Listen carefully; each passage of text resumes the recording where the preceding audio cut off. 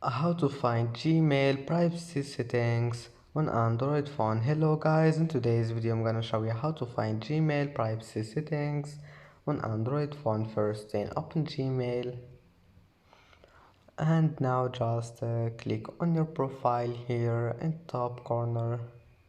Click on it, and as you see here you will find all your accounts. Now just click this one here, Google account,